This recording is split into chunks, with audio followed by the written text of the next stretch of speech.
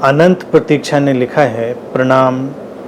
समाज का जो पढ़ा लिखा समझदार वर्ग माना जाता है, जो किसी अंधविश्वास, तंत्र मंत्र, जादू टोने आदि से सरोकार नहीं रखता, अक्सर देखने में आता है कि उनकी समझदारी बड़ी ही सुपरफिशियल है। जैसे ही कोई गंभीर संकट सामने खड़ा होता है, कोई पर्सनल समस्या होती है, वो सब कुछ मानने लगते हैं। कृपया कुछ कहें।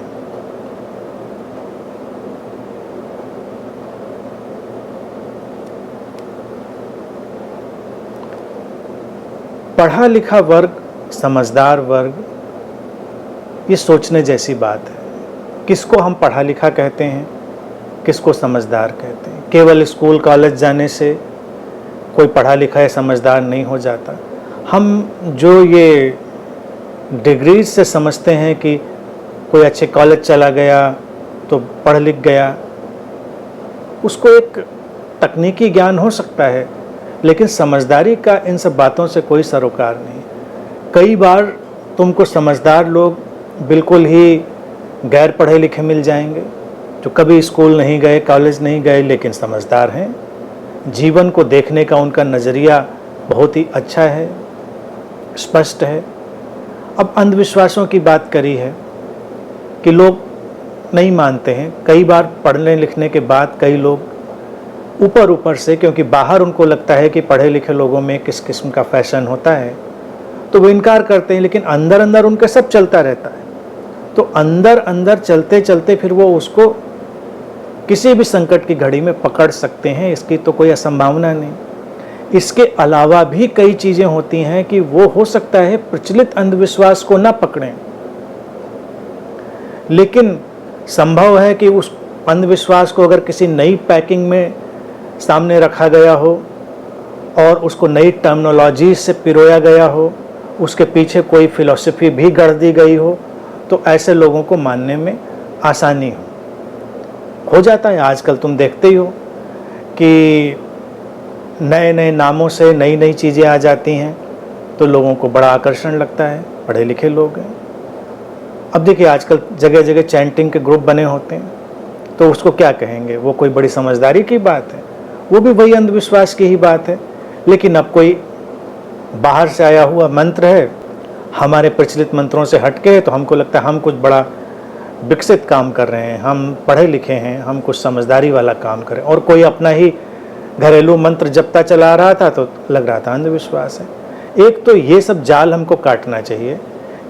अंधविश्वास का अर्थ है उस किसी मान्यता में अटकना जो जीवन को समृद्ध नहीं करती, जीवन को एक बैसाखी पकड़ाती है और कोई समाधान नहीं देती, कोई अंतर्दृष्टि नहीं देती। जिस किसी बात से कोई अंतर्दृष्टि नहीं आ रही है और तुम्हारे जीवन में अपना कोई प्रकाश नहीं आ रहा है, तो वो अंधविश्वास की श्रेणी में ही डाली जाएगी, चाहे उसकी टर्मिनोलॉजी कितनी ही खूबसूरत क्यों ना हो। अक्सर देखा जाता है अच्छी पैकिंग में बहुत बेकार सामान बिकता है, और आजकल फैशन ये है कि पैकिंग अच्छी कर दीजिए तो आप अध्यात्म में भी बहुत सारी चीज़ें बेच देंगे। बाजार है, उसकी पैकिंग खूबसूरत होनी चाहिए। अब संकट में क्या होता है कि व्यक्ति के भीतर तो सब डामाडोल है, उसको लगता है चलो हर्जा क्या है अपना लेने से, तो उसको समझ नहीं आई होती है। जिस चीज़ से व्यक्ति हटता है वो समझदारी से हटता है। जैसे तुम आग में हाथ डालना जानते हो कि तुमको जलाता है, तो कितना भी संकट का वक्त आए तुम आग में हाथ डाल के नहीं बैठोगे, क्योंकि तुमको लगेगा इससे कुछ बनना तो नहीं, इससे तो नुकसान ही होना है। लेकिन तुमको कोई अंधविश्वास, कोई हवन यज्ञ पूजा, जादू टोना, मंत्र, गंडा, ताबीज, ये वो कोई बता दे तो तुम उसको करने लग जाओगे, क्योंकि लगे इसमें हर्जा क्या है, चलो ट्राई कर लेते हैं, हुआ तो हुआ, नहीं हुआ तो नहीं हुआ। अब सवाल ये होता है कि ये फार्मूला अगर किसी के पास है तो बात तो फिर बिल्कुल क्रांतिकारी हो जाएगी, पूरी दुनिया बदल जाएगी। फार्मूला है नहीं किसी के पास, सब अंधेरे में टटोलने जैसी बातें हैं, तीर तुक्का है। तो बेहतर है कि उस समय अपनी मानसिकता को शुद्ध रखें, सजगता को अपनी बढ़ाएं, तो ज़्यादा बेहतर जिंदगी भी जी पाएंगे और ज़्यादा बेहतर ढंग से समाधान भी ढूंढ पाएंगे। कई लोगों को मैंने देखा कि अगर उनका कोई प्रियजन बीमार है या गंभीर संकट में है तो वो क्या करेंगे, किसी न किसी अनुष्ठान में और किसी न किसी तरह की किसी गतिविधि में लग जाएंगे, और उसका नतीजा क्या होता है कि जो वक्त वो अपने प्रियजन के साथ बिता सकते थे उससे वंचित हो जाते हैं। जो वक्त वो अपनी शांति को समृद्ध करने में बिता सकते थे उससे दूर हट जाते हैं और उससे होता कुछ नहीं। पढ़े लिखे होने से अंधविश्वास का रिश्ता नहीं है, ये हमेशा ध्यान रखें। हमारे भारत के देखिए प्रेसिडेंट थे अब्दुल कलाम आज़ाद जी, बहुत अच्छे व्यक्ति थे, बहुत ही सुलझे हुए प्रतिभाशाली व्यक्ति थे। मैं उनका सम्मान भी करता हूँ, उनको पसंद भी करता हूँ, लेकिन बेवकूफ़ियाँ तो कोई भी करे तो उनको पसंद करने की तो बात नहीं रहती। यानी किसी भी इंसान की बेवकूफ़ियाँ पसंद करने की हमेशा ज़रूरत नहीं होती। तो मैंने पढ़ा है कि जब प्रेसिडेंट बने तो उन्होंने अपनी प्राथमिकताओं में से जो पहला काम चुना वो ये था कि वायुसेना का जहाज़ लेकर पुट्टापार्थी सत्य साईं बाबा के यहाँ मत्था टेकने चले गए।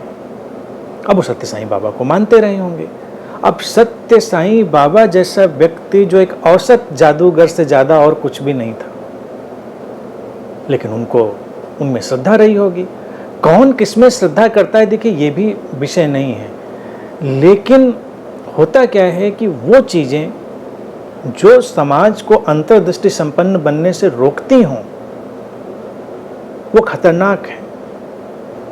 मैंने पहले भी ये बात कही थी, मैं आज भी ये बात कहता हूँ, भारत में चाहे वो यहाँ के देश की कुछ शक्तियाँ हों या वो बाहर की कुछ ऐसी शक्तियाँ हों, ताकतें हों,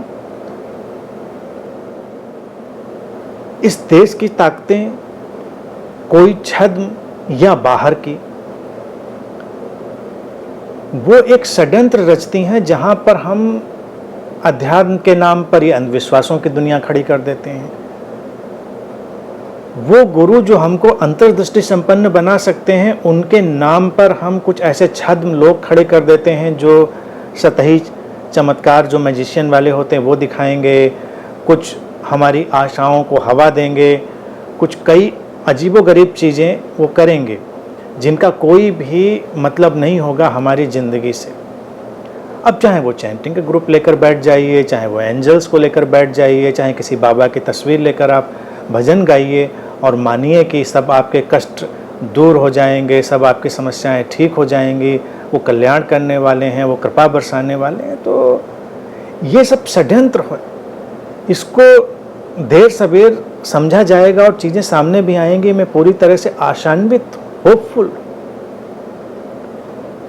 तो पढ़ा लिखा वर्ग इन जड़ताओं में नहीं पड़ता है, इसको ना समझें। बहुत पढ़ा लिखा, जैसे मैंने कलाम जी का उदाहरण दिया, तो उनको तो आप जीनियस की श्रेणी में रखेंगे, छोटे पढ़े लिखे नहीं, अच्छे पढ़े लिखे। और भी आप सर्च करने जाएं तो आपको बड़ा डेटा मिल जाएगा। सवाल होता है समझदारी का, अंतर्दृष्टि का, साहस के साथ कुछ कर पाने का। और वहाँ पर होता है कि हम जब कोई बात समझते हैं तो उसके साथ चलते हैं, उसके पीछे कितने भी लुभावने आकर्षण हों हम उनमें नहीं जाते। अंधविश्वासों में नुकसान क्या है? नुकसान यही है कि वो तुमको मूल धारा से जीवन की भटका देते हैं, वो तुमको जीवन की मूल धारा में नहीं रहने देते। ये उनका सबसे बड़ा नुकसान है। बाकी तुम्हारा आर्थिक नुकसान थोड़ा बहुत हो जाता हो, तुम्हारे वो सब मायने नहीं रखते। मैं उन चीज़ों को गिनता नहीं कि तुम कहीं किसी बाबा के पास गए, उसने तुमसे कुछ धन ऐंठ लिया या तुमको 10 चक्कर लगवा दिए या तुमको कुछ और। वो सब तो एक तो तुम्हारी बेवकूफ़ियाँ, और बाकी धन वगैरह थोड़ा बहुत गया वो मायने नहीं रखता। वो तो हम पिक्चर देखकर, कहीं घूम कर, इधर उधर देख के वैसे भी ख़त्म कर लेते हैं।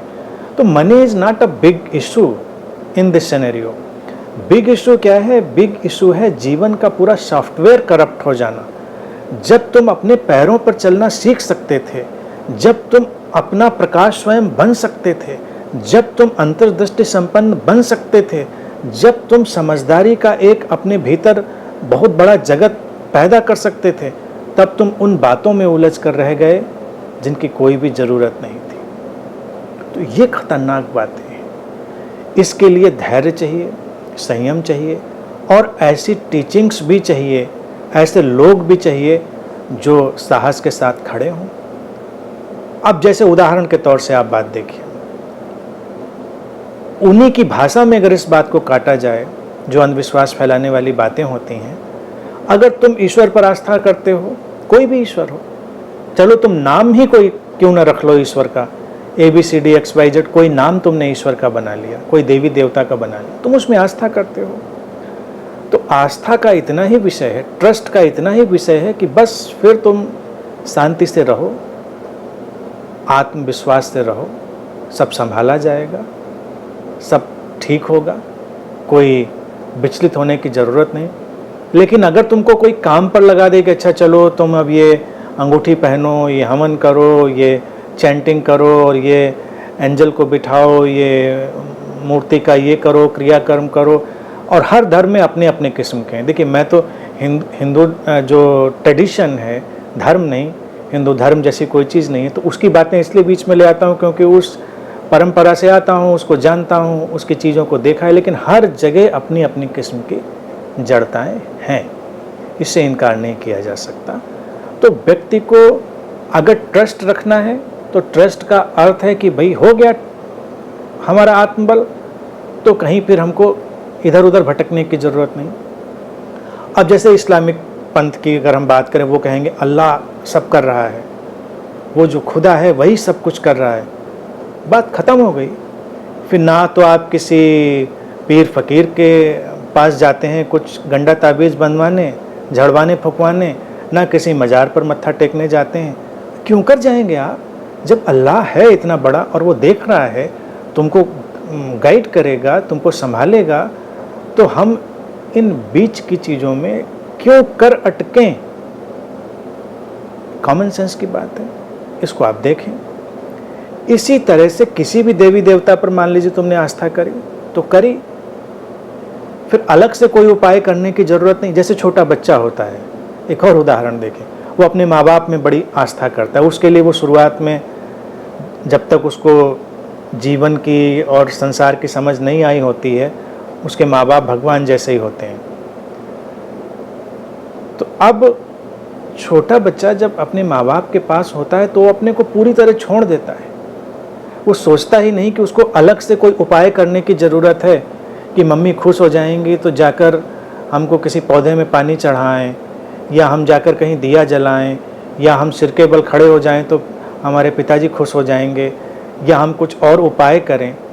कुछ नहीं करता, आश्वस्त है, क्योंकि उसका ट्रस्ट इतना गहरा है, इंटैक्ट है, अनब्रोकन है, फर्क ही नहीं पड़ता उसके ऊपर किसी बात का। क्यों घबराएगा? वो कहीं जा रहा है, अपने माता पिता की उंगली ऐसे थाम लेता है कि लगता है कि पता नहीं ये कितने महाबली हैं, दुनिया का सारा काम निपटा देंगे और संभाल लेंगे, सुरक्षित कर लेंगे। वो कोई उपाय, किसी झंझट में नहीं पड़ता बच्चा। उसने एक बार अपने माता पिता की उंगली थामी, ट्रस्ट इतना गहरा है, अनब्रोकन है कि वो चिंता ही नहीं करता। वो तो बड़ा होता है, बाद में समझ में आता है कि नहीं भाई वो भी इंसान है, उनको भी अपनी सीमाएं हैं, मजबूरियां हैं। तो एक सीकर भी ऐसे क्यों नहीं चल सकता है? अगर तुमने ट्रस्ट डाला, पहली चीज़ है श्रद्धा में आए, दायन श्रद्धा में आना ही, भक्ति भावना में आना ही अंधविश्वास का खात्मा है। तो हम पहले कदम पर श्रद्धा और भक्ति में भी नहीं होते, एक बहुत बड़ा क्वेश्चन मार्क है। तो जो प्रक्रियाएं तुमको भक्ति से और श्रद्धा से हटा दें, उनका मूल्य तुम समझ सकते हो।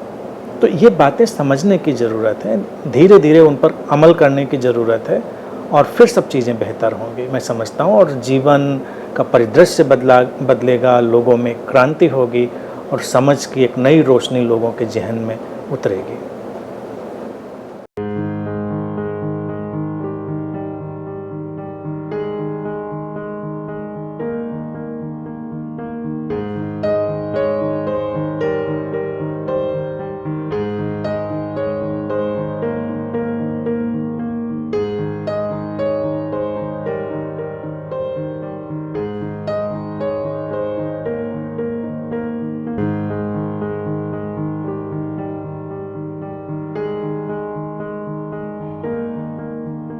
है।